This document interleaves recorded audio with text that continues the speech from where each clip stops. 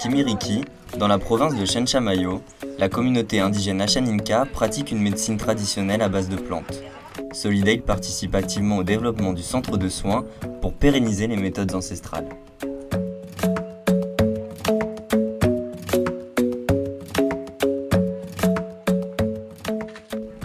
La grande diversité de plantes cultivées et conservées au centre sont utilisées par les praticiens et chacune d'entre elles a une fonction particulière.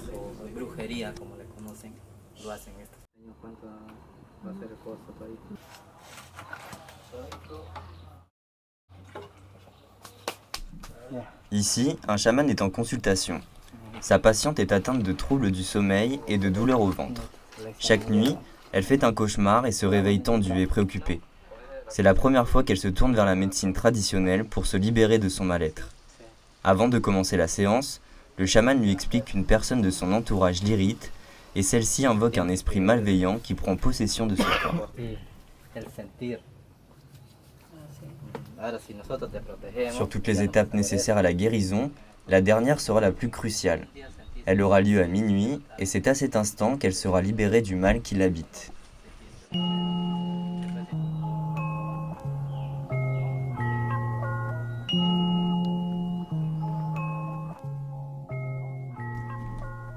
En Amazonie, l'usage de la plante de tabac est purement médicinal et s'emploie dans un but spirituel depuis des générations. Selon les coutumes, les plantes de la forêt sont des esprits respectés et apportent force et protection. Lors de cette séance, appelée tabaquero, l'emploi de la cigarette permet de protéger aussi bien le chaman que le patient de toutes les mauvaises choses extérieures.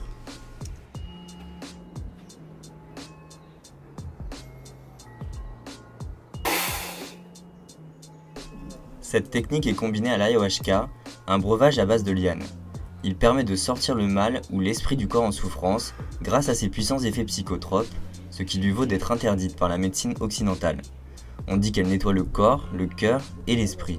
Son utilisation doit être minutieusement maîtrisée car les effets secondaires sont très puissants.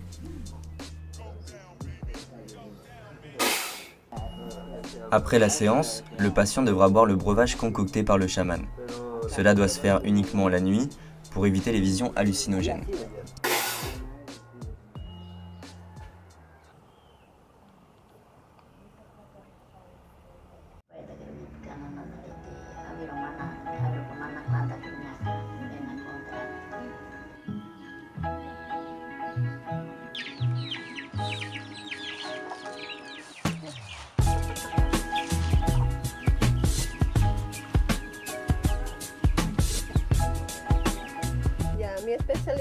Ma spécialité est de travailler le plomo et j'utilise diverses herbes qui ont des fonctions différentes. J'utilise tout ce qui provient de la nature et c'est avec cela que je travaille au quotidien.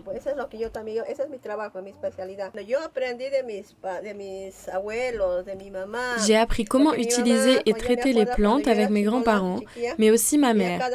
Je me rappelle, quand j'étais petite, on ne connaissait pas les médecins, donc on se soignait uniquement à base de plantes et d'herbes.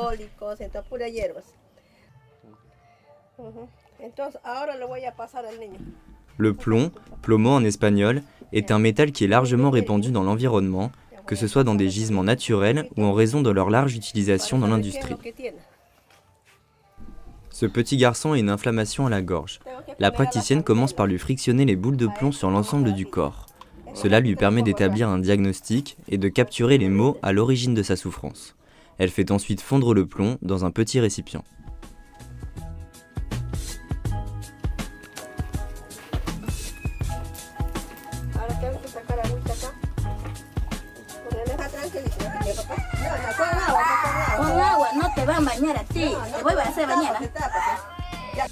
Elle verse le plomb fondu dans un verre d'eau froide qui se solidifie.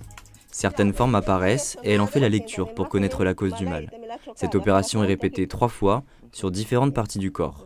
Les formes analysées à la fin de la séance lui permettent d'affirmer que la guérison est en cours.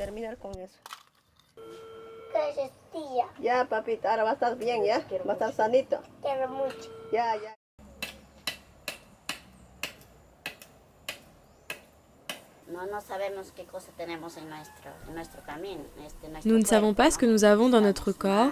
On est bien, on est mal, Mais les herbes ont cette connaissance. Il est vrai qu'on ne voit pas toujours qu'on est malade, mais pendant la vaporisation, la lecture des feuilles dans les plantes utilisées donne des informations sur le mal-être.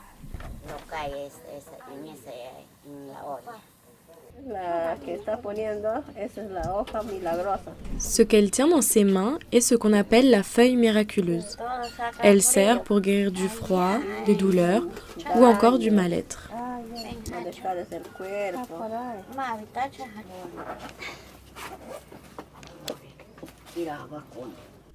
La vaporisation est l'équivalent d'un sauna.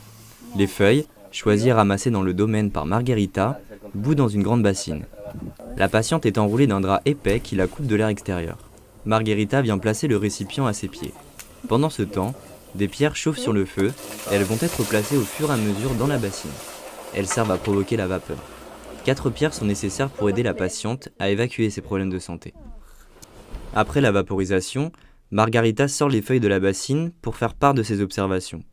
Et c'est son neveu, le chaman, qui a les capacités de savoir qui ou quoi est responsable de son mal-être.